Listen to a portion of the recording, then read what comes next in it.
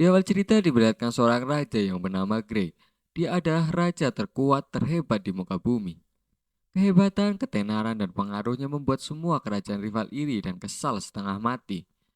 Hingga suatu hari kerajaan rival berhasil memasukkan racun. Kayaknya sih ke makanan atau enggak ke minuman. Hingga Raja Grey sekarat, kesadaran Grey makin memudar. Ia melihat ujung terowongan putih. Ia pikir ia akan mati disambut dengan malaikat surga. Tapi ternyata bukan kematian yang ia dapatkan. Malahan ia dilahirkan kembali menjadi seorang bayi di dunia baru. Dunia sword dan magic. Dan juga berbagai ras fantasinya. Kayaknya ini akan menjadi cerita isekai lagi nih ya guys ya. Raja Kate lahir kembali ke dunia baru dengan seorang ayah yang bernama Reynold Lewin dan ibunya yang bernama Alice Lewin.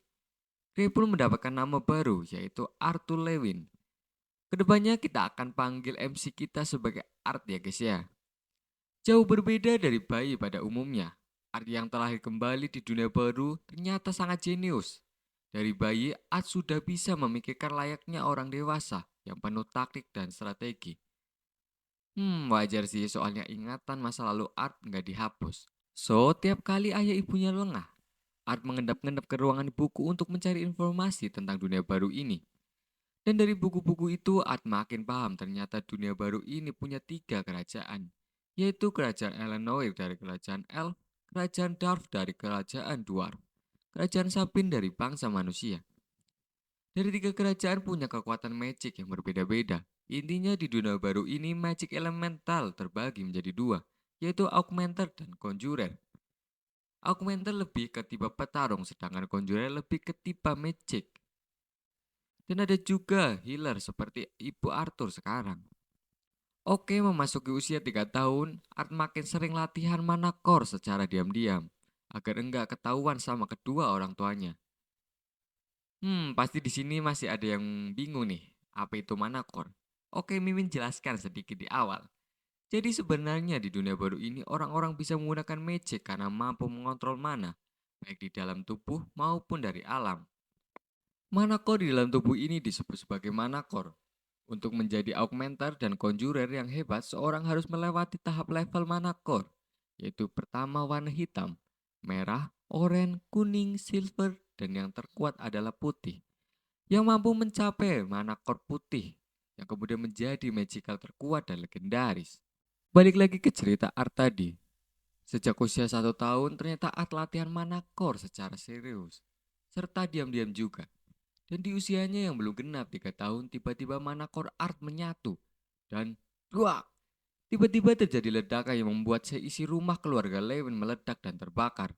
Bahkan ayah dan ibunya sampai terpentar cukup jauh gara-gara ledakan itu. Siapa sangka ledakan itu datang dari Art yang mampu membangkitkan mana core di usianya yang belum genap 3 tahun. Genius magic lainnya baru mampu mengembangkan mana core di usia sebelum remaja. Ini baru 3 tahun sudah bisa. Sejenius apakah Art ini ke depannya? Kedua orang tua Art sangat bangga dan terkejut dengan perkembangan ini. Itu artinya Art bisa menggunakan magic untuk pertama kalinya. Hari dan bulan pun berlalu begitu cepat.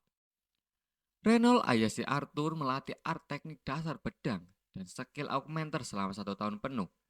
Sedikit informasi ternyata mana core Art mengarah ke augmenter. Sadar akan kejeniusan anaknya, Reynold dan Alice ibu Art sepakat untuk menyekolahkan Art ke sekolah magic di kota seberang Sirus namanya. Mereka sekeluarga berangkat ke Sirus dengan bantuan teman-teman Reynold juga. Tapi dalam perjalanan mereka diserang oleh bandit gunung yang sangat beringas. Para bandit itu sangat licik dan jumlahnya terlalu banyak. Alice ibu Art sebagai seorang healer menjadi incaran utama para bandit. Sebagai healer, Alice tidak bisa mengeluarkan skill healingnya secara full power karena ia pun ternyata sedang hamil mengandung adik Art. Reynold ayah Art pun sampai terluka parah demi melindungi Alice. Dalam keadaan hamil sekarat, Reynold bilang ke Art, Art, dengarkan baik-baik bahwa ibumu sekarang tinggalkan tempat ini sejauh mungkin. Art pun menjawab, apa yang kubicarakan ayah? Aku bisa bertarung, aku bisa melawan mereka. Reynold kemudian bilang lagi, aku tahu kau bisa bertarung, karena itu aku percayakan padamu untuk melindungi ibu dan adikmu di dalam kandungan. Sekarang cepat pergi dari sini. Kata Renol membakar api semangat Art untuk melindungi ibu dan adik. Art pun berbicara lantang ke ayah. Ayah, aku janji akan melindungi ibu dan adik. Ketika kabur membawa ibunya, tiba-tiba seorang bandit menembak panah dari kejauhan dan mengincar Alice. Art sadar dengan tembakan panah yang sangat cepat itu. Ia berusaha menangkis dengan pedang kayu yang dimilikinya. Tembakan itu sangat kuat dan mematahkan pedang kayu Art. Untungnya panah itu berubah arah sehingga Alice pun tidak terluka. Si bandit panah itu pun sangat kaget dan berkata, "Sialan, bocah ingusan menghalau tembakan panahku yang sangat cepat itu." Padahal ia masih sangat bocah. Arthur dan Alice melanjutkan pelariannya, tapi sayang mereka dihalau dengan licik oleh konjurer air yang sudah bersembunyi sejak awal entah di mana. Konjurer pun menembak magic air ke arah Art dan Alice. Art pun kesal dan berkata, "Sial, aku seharusnya bisa menghindari ini, tapi tidak dengan ibuku." Art pun mengambil inisiatif untuk mendorong ibunya menjauh dari tembakan air, dan dia sendiri berkorban terkena serangan magic itu. Splash! Art pun terkena serangan magic air itu, badannya penuh dengan luka dan terpental masuk ke jurang. Dalam hati Art bilang, "Jika aku nggak bisa mengalahkannya, maka aku harus membawanya bersamaku." Dengan pisau yang dililitkan mana, Art melempar pisau itu dengan sekuat tenaga ke arah konjurer air itu. Pisau itu pun tepat menancap di kaki konjurer. Ia pun terseret bersama Art masuk ke dalam jurang. Teman-teman Randall sekuat tenaga menyelamatkan Art, tapi sayang semuanya sudah terlambat. Art masih melayang jatuh ke jurang, meneteskan air mata perpisahan. Sialan, aku juga baru mati 4 tahun yang lalu. Sekarang aku akan mati lagi, padahal aku pengen ngerasain gimana menjadi seorang kakak.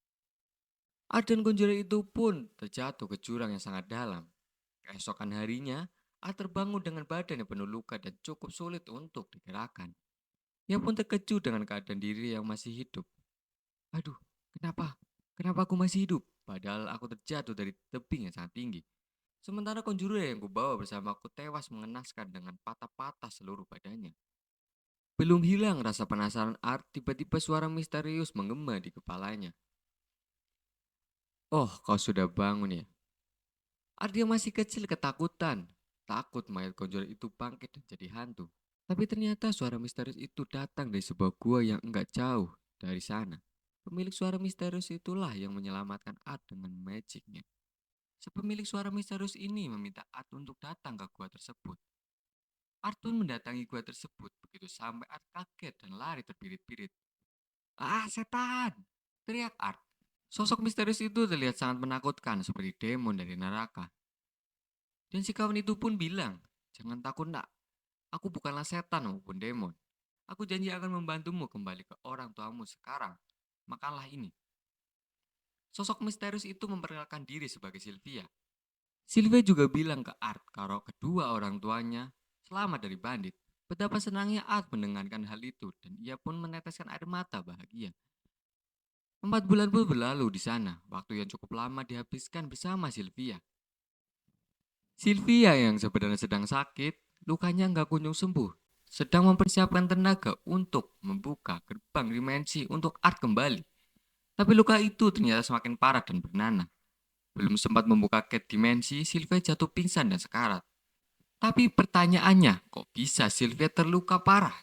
Sebenarnya Sylvia adalah seekor naga betina yang bersembunyi di armor dan sedang melarikan diri dari bangsanya. Ia dianggap sebagai pengkhianat sehingga diserang oleh pasukan naga, sehingga ia bersembunyi dalam gua. Kini nyawa Sylvia udah di ujung tanduk. Lukanya enggak mungkin disembuhin lagi. Tahu kematiannya sudah dekat, dan ditambah lagi posisinya sudah ketahuan oleh pasukan naga. Ia menitipkan 2 benda ke Art, telur dan sayap naga, kepada Art. Sylvia menitipkan pesan, jagalah telur itu sekuat tenaga dan tutup auranya dengan bulu sayap ini. Nggak lupa Sylvia juga memberikan kekuatan naga pada Manacor Art, sehingga Art nantinya bisa menggunakan kekuatan naga legendaris. Begitu gua mulai runtuh, Sylvia membuka gate dimensi untuk Art kabur. Art pun pergi dengan meneteskan air mata. "Sylvia!" teriak Art. Waktu 4 tahun cukup lama untuk dihabiskan bersama dan cukup banyak memori. Perpisahan itu pun berakhir dengan kematian Sylvia. Art memang berhasil kabur dari gua dan dari kejaran pasukan naga. Tapi sayangnya ia malah terdampar di hutan Elisir, hutan bangsa elf. Dan lagi-lagi Art kembali harus berjumpa dengan sosok bandit di sana. Kali ini bandit hutan. Bandit itu ternyata sedang menculik sosok gadis elf yang cukup cantik. Dan dia bermaksud untuk menjualnya ke pasar gelap. Sebagai mantan raja terkuat, pasti Art bertindak sebagai pahlawan dong ya.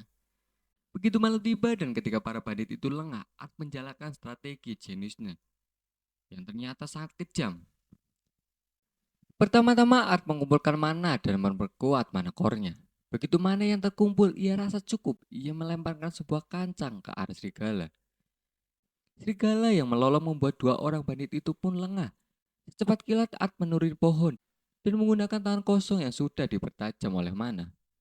Dalam hati Art bilang, ketika enggak ada senjata aku terpaksa menggunakan skillku saat menjadi raja dulu. Siapa sangka ternyata pisau mana itu sangat tajam dan dalam satu serangan leher bandit itu pun terputus dan tewas seketika. Art mengambil pisau dari bandit yang sudah tewas itu. Bandit lainnya khawatir kenapa temannya nggak kunjung kembali. Dalam kebingungan itu tiba-tiba Art meloncat secepat kilat ke belakang bandit kedua dan menusuk berkali-kali hingga tewas. Masih tersisa dua bandit lagi yang sedang tertidur. Begitu keduanya bangun, Art dengan skill pisaunya yang sangat cepat dan luar biasa langsung memotong kuda-kuda bandit ketiga sampai putus. Gara-gara bandit ketiga teriak kesakitan, bandit keempat pun sadar kalau Art udah membunuh teman-temannya. Pertarungan Baywan pun gak bisa terhindarkan. Si kawan bandit itu sangat meremehkan Art yang masih bocah.